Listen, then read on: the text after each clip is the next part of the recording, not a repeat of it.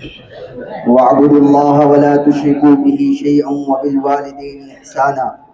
وبذي القربى. وقال النبي صلى الله عليه وسلم: لا يدخل الجنة قاطع رحم، أو كما قال عليه الصلاة والتسليم.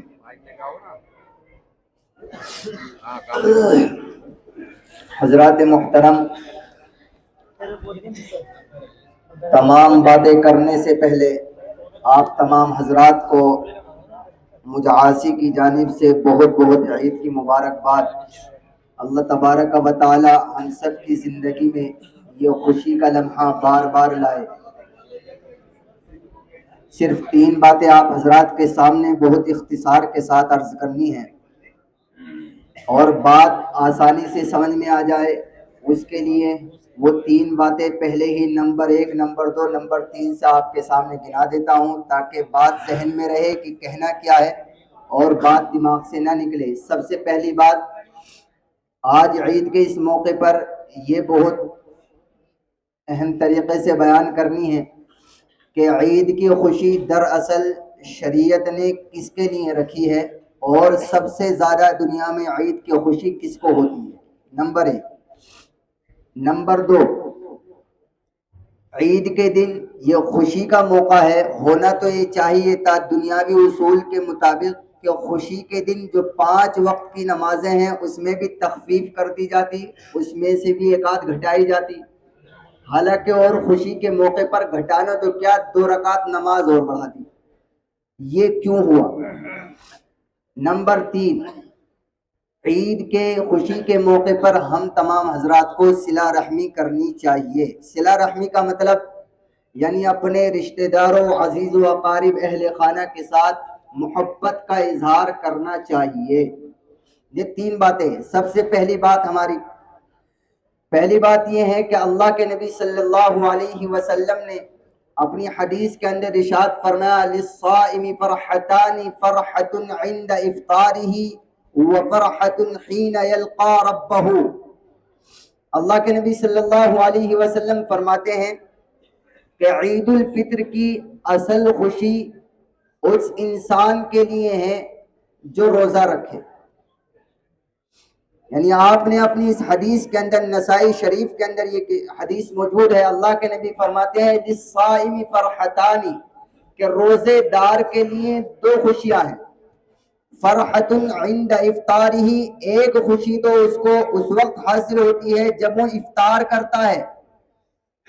وفرحت حین یلقا ربہ، اور دوسری خوشی اس کو اس وقت حاصل ہوتی ہے جب وہ کل قیامت کے دن اپنے اللہ سے ملاقات کرے گا،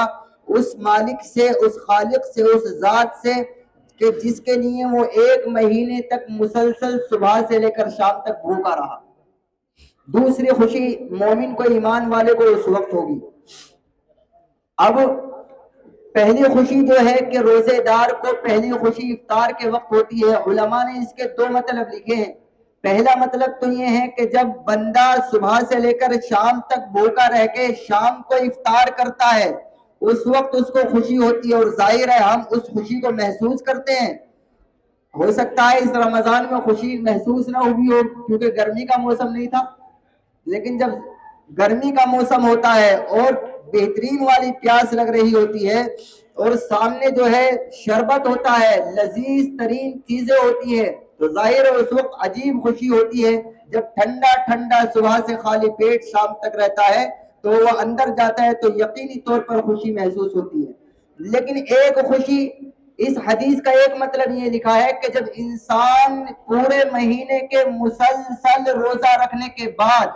جب بالکل آخری اسٹیپ پر پہنچتا ہے اور وہ پھر افطار کرتا ہے، یعنی افطار کا مطلب وہ عید کے دن سمئیے کھاتا ہے، شیر پیتا ہے، تو پھر اس کو جو خوشی ہوتی ہے وہ یقینی طور پر وہی انسان محسوس کر سکتا ہے جس نے پورے رمضان کے روزے رکھے ہوں۔ اور جس نے رمضان کے روزے ہی نہیں رکھے اسے خوشی کا کوئی پتہ نہیں، اسے تو رمضان کب آیا کب گیا، عید کیا چیز ہے، اسے کوئی لینا دینا نہیں، اس کے لیے تو سارے دن سال کے 360 دن برابر۔ تو بہرحال عید کی اصل خوشی یہ اس انسان کے لیے ہے جس نے رمضان کے روزے رکھے اور نماز تراویح ادا کی۔ ہماری پہلی بات مکمل۔ دوسری بات، اللہ تبارک و تعالیٰ نے عید کے دن یہ 2 رکعت نماز زائد کیوں رکھی؟ حالانکہ دنیاوی اصول کے مطابق اگر ہم سب دیکھ لیں تو خوشی کے موقع پر دنیا کا اصول یہ ہے کہ جب کسی کارخانے میں، کسی فیکٹری میں، کسی مقام پر کوئی خوشی ہوتی ہے تو اس دن کام کاج کی سب کی چھٹی، ساری چیزیں بند، اور بعض مرتبہ چھٹی کرنے کے بعد کارندے جو کام کرنے والے ہیں وہ کام بھی نہیں کرتے، اس کے باوجود انہیں سیلری دے دی جاتی ہے۔ لیکن اللہ کا دستور دیکھیے، اللہ کا قانون دیکھیے، میرا اللہ ایک جانب تو کہہ رہا ہے کہ عید کے دن خوشی مناؤ۔ ہونا تو یہ چاہیے تھا کہ اللہ نے جب یہ اعلان کر دیا کہ عید کے دن جاؤ خوشی مناؤ شریعت کے حدود میں رہتے ہوئے، لیکن اللہ کو چاہیے تھا کہ 5 وقت کی نماز کی بھی چھٹی کر دیتا کہ جاؤ جہاں چاہے جاؤ، شام تک کوئی نماز نہیں۔ لیکن نہیں،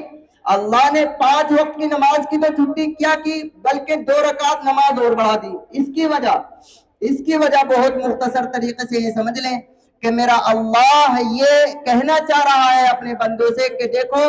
خوشی چاہے کتنی ہی بڑی ہو، خوشی چاہے کیسی بھی ہو، لیکن یاد رکھنا اس خوشی کے ہوتے ہوئے ہمیں مت بھولنا، اس خوشی کے ہوتے ہوئے اپنے پیدا کرنے والے کو مت بھولنا، اپنے خالق کو مت بھولنا۔ حالات خوشی کو ہو یا غمی کے، حالات سازگار ہو یا ناسازگار ہو، کسی بھی طرح کے کیسی بھی حالات ہو، ہر حال میں اللہ کو یاد رکھا جائے گا۔ اسی لیے اس خوشی کے موقع پر اللہ نے 2 رکعت نماز کا اضافہ کر دیا کہ مجھے معلوم ہے میرے بندے خوشی میں مست ہوں گے، اس لیے اللہ نے کہا کہ خوشی میں ایسا نہ ہو کہ فجر پڑھ کے ظہر تک کہیں بھی جاؤ، نہیں، اللہ نے کہا خوشی بعد میں منانا، پہلے فجر کی نماز کے بعد 2 رکعت نماز ہمارے نام کی پڑھ کر جاؤ۔ اور 2 رکعت نماز صرف ایسی نہیں رکھی، چاہتا اللہ تو عام نفلوں کی طرح نماز کر دیتا، بلکہ اس کے اندر 6 تکبیریں زائد رکھی، اور یہ کہا کہ دیگر نماز کے مقابلے میں تمہیں 6 مرتبہ ان 2 رکعت میں یہ بات زور زور سے کہنی ہے، اللہ اکبر، اللہ سب سے بڑا ہے، اللہ اکبر، اللہ سب سے بڑا ہے۔ 6 مرتبہ اس بات کا اعلان کرایا تاکہ خوشی کے موقع پر اپنی بڑائی، اپنی کبریائی، اپنی انانیت دل کے اندر نہ آ جائے اور اللہ کو بندہ نہ بھول جائے۔ یہ ہوئی ہماری 2 باتیں کمپلیٹ۔ تیسری بات، اس موقع پر ہمیں صلہ رحمی کرنی ہے۔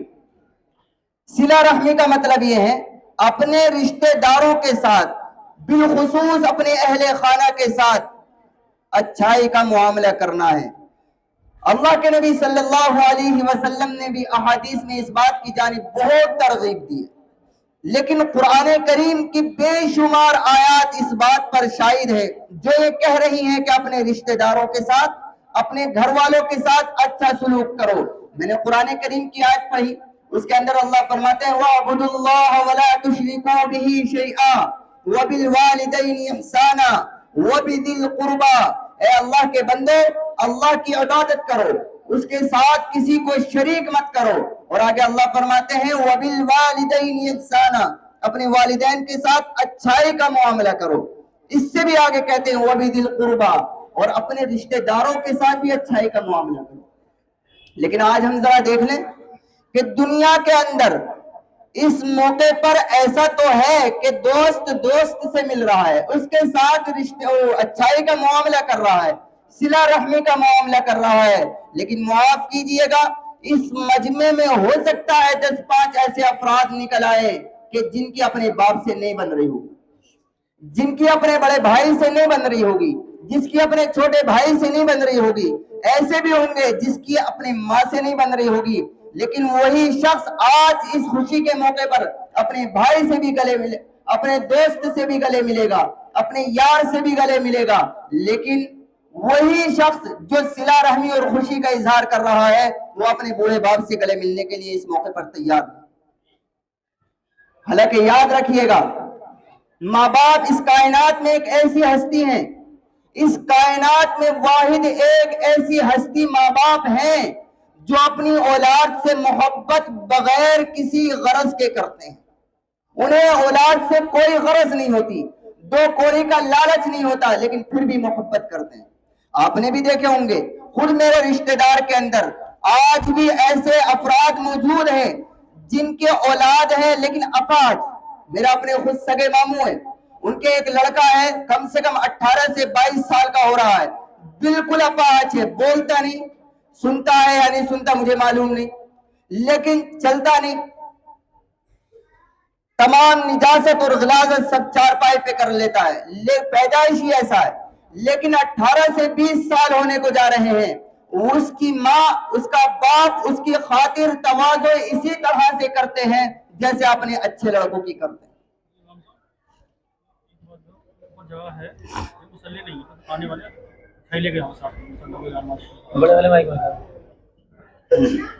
ماشاءاللہ جو ہے اللہ کے احسان ہے, مسجد میں جگہ ہے ابھی, اور وہ آنے والے ہیں, ساتھ میں مسلح یا کوئی صفائی ساتھ میں لے کے آنے ہیں, صفائی کا ٹھیک ہے انشاءاللہ جماعت کی. بہرحال میرا کہنے کا مقصد یہ ہے کہ ہم سب حضرات جو ہیں اپنے ماں باپ کے ساتھ اس موقع پر خوشی کا معاملہ کریں. جہاں ہم اپنے رشتہ داروں سے ملتے ہیں, اپنے عزیز و اقارب سے ملتے ہیں, اپنے دوستوں سے ملتے ہیں, اس موقع پر ہم اپنے ماں باپ کو بھی نہ بھولیں. سب سے پہلے ہم عید کی نماز کے بعد جب یہاں سے جائیں تو اپنے سیدھے گھر جائیں, دوسروں سے بعد میں ملیں گے, دوسروں کو عید مبارک بعد میں کہیں گے. پہلے اپنے بوڑھے باپ بوڑھی ماں سے گلے ملیں اور اس کے سر پر ہاتھ رکھیں, اس کا ہاتھ اپنے سر پر رکھوائیں اور ان سے دعائیں لے کر پھر گھر سے نکلیں. اور جن کے ماں باپ نہیں ہیں تو دل تو روتا ہے کہ کاش ان کے بھی اس موقع پر ماں باپ ہوتے تو وہ بھی اپنے ماں باپ کی دعائیں لے کر چلتے. لیکن جن کے نہیں ہیں وہ عید کی نماز کے بعد بھی اور 5 وقتہ نمازوں میں بھی اپنے ماں باپ کے لیے دعائیں کریں کہ اللہ وہ ایک دولت تھی کہ تو نے لے لی, آج ہم ان کی دعاؤں اور ان کے دیدار کو ترس رہے ہیں. بس ہماری یہ 3 باتیں کمپلیٹ. اللہ تعالی ہم سب کو عمل کرنے کی توفیق عطا فرمائے.